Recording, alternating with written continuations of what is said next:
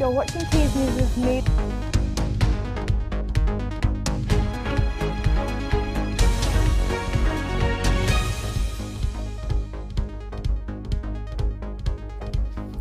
You're watching Quays News with Neve McDermott and Nadine Atsey. Our top story.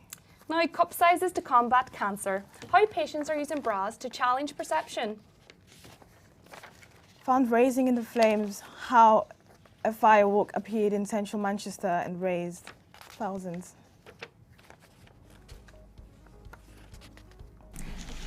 Have campers soiled their own patch? We will be investigating wild camping and why it's not universally popular.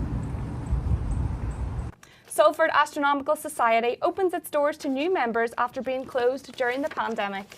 And I'm Lois James, here outside the Salford Astronomy Society to tell you what's happening this Saturday. Welcome to the programme. We start today with a frightening statistic. Up to 13,000 people could be currently undiagnosed with breast cancer in the UK. It's because of the lower number of screenings during the pandemic, and it means Breast Cancer Awareness Month is more important than ever. Our top story comes from Jessica Mason.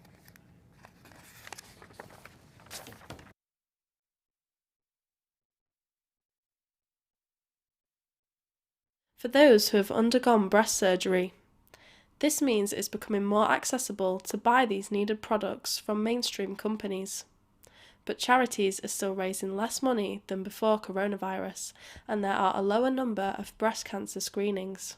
Those 1.5 million women who have missed their screening during the pandemic, it is going to have an impact on breast cancer, but hopefully there will be some catch-up, so those women who were due to have screening will have screening over the next year. We're also hopeful that even if there were some breast cancers missed, that those women detect the breast cancer themselves and come forward for treatment. This October, Breast Cancer Awareness Month is more important than ever in spreading information about early detection, particularly as 1 in 4 women under 40 do not routinely check for breast cancer in thinking that it does not affect them. Most people do think of breast cancer as a disease that affects older people. A lot may know that the screening age for the NHS screening programme is for women aged between 50 and 70. However, breast cancer can affect people at any age, and it's actually the biggest killer of women aged between 35 and 49. Primark are donating £250,000 to worldwide cancer charities, with £50,000 going to Cancer Research UK, and we can only hope to see more of these products needed accessible on the high street. Jessica Mason, Quays News.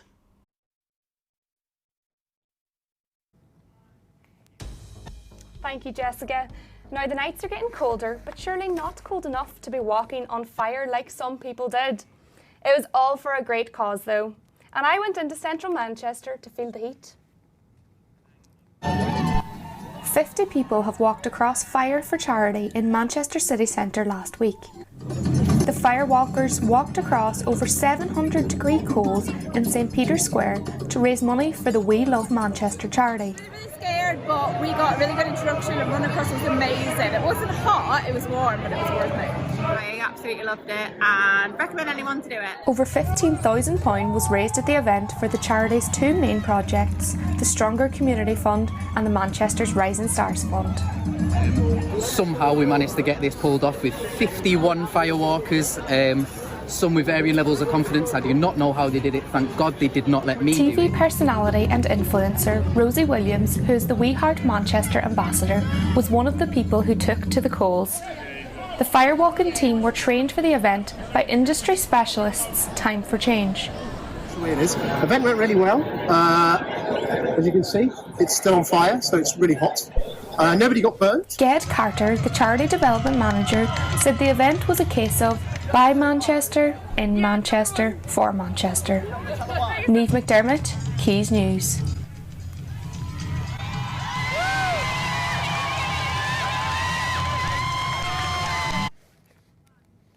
After being under COVID restrictions for what feels like forever, there was no wonder that people's sense of adventure was heightened.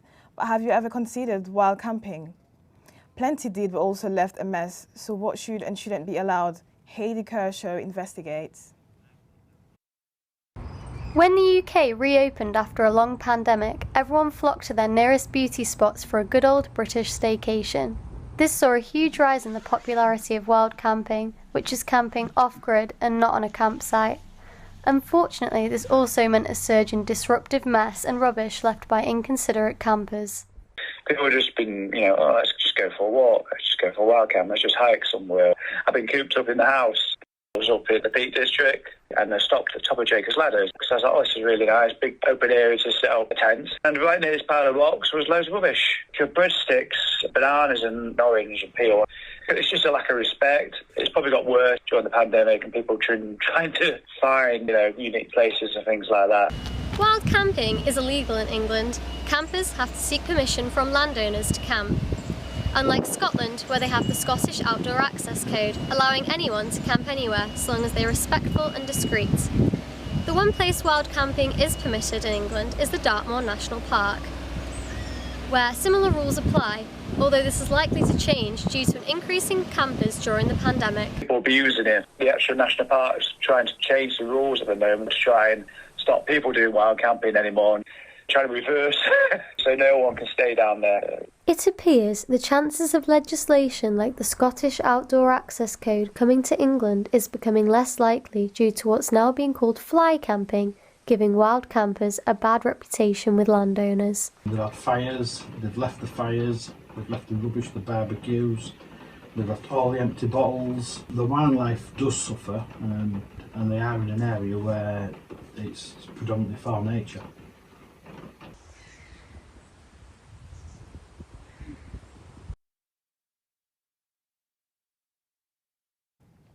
Oh, that looked really fun. Have you ever been camping, Nadine? Yeah, I have. Have you ever been camping? I have. It was on a beach and it was freezing and it was cold and I don't think I'll ever do it again. Plus, I was starving the whole night. You couldn't just walk to the shop.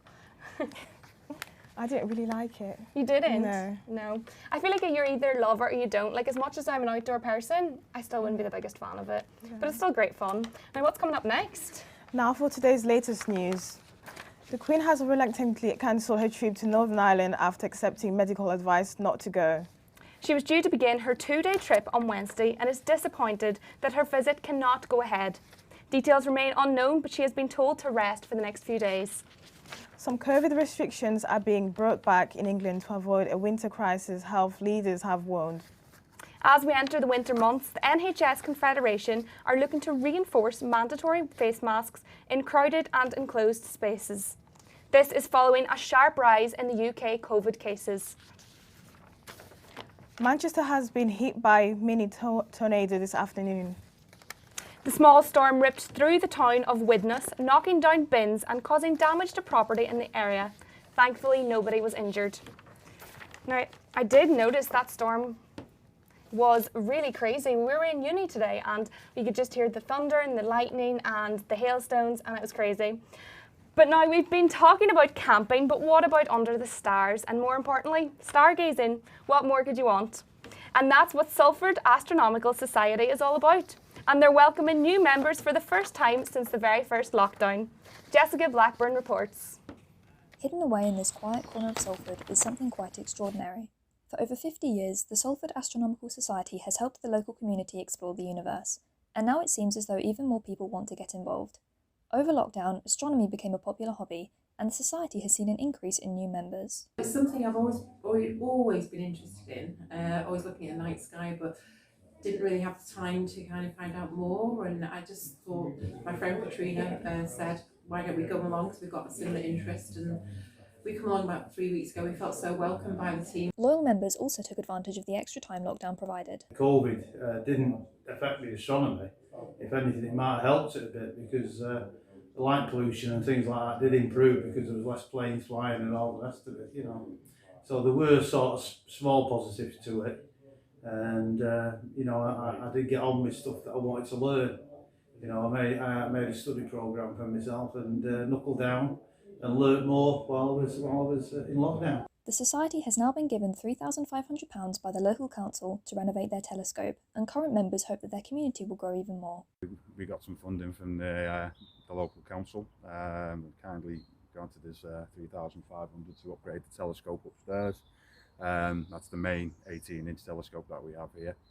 It was a tracking 18-inch Newtonian. It is now going to be a fully upgraded go-to system, which will be able to control from our computer, and it will basically move by itself to the targets. We'll be doing a lot more outreach and STEM-related activities for local schools. We hope to pull in more younger members. With the promise of this new funding, the Society hopes that it will be rocketed to even greater heights. Wow, the stars are really aligning for the Astronomical Society as they're celebrating the 50th anniversary this Saturday. We can go live to the observatory now. Lois James is there for us. That's right, all solar systems are a go for the big 50th anniversary celebration taking place this Saturday. Speaking with the organisers earlier, they said that it's been great to get back open after lockdown. There has been a growing interest in astronomy and a boom in the number of people buying telescopes, so it's great to see so many new faces from Salford. So good to see that the global pandemic hasn't stopped people from reaching for the stars. Back over to you in the studio. Thank you, Lois. That sounds like a very exciting weekend, and it looks like the storm has finally calmed down. Now we're joined by Georgie Hebson to tell us all about the celebrity news. Who are we keeping up with this week, Georgie? Hi, yeah, so if you keep up with the Kardashians, you'll know that their weddings are like a royal wedding in the celeb world, and the eldest sibling Kourtney Kardashian sent her followers into a frenzy when she announced her engagement to drummer Travis Baxter this week. She made the announcement on Instagram with a collection of photos captioned Forever.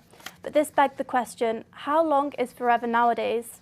For Kourtney's sister Kim, forever was only 72 days when she married basketball player Chris Humphries back in 2011. We put the questions to you at home, is marriage for forever now, or does career come first? Here's what you had to say. So as we look at the poll, we can see that 91% of people chose career and only 9% chose marriage. What do you guys think of this?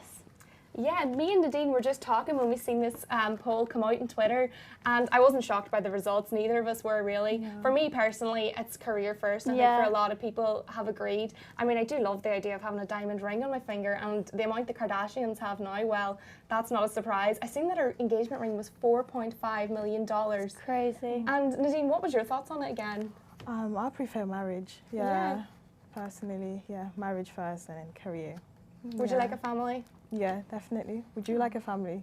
Yeah, I think I would down the line, but for now I think I need to focus on my career. Yeah, I would go for career, but I am a hopeless romantic, so this made me quite sad.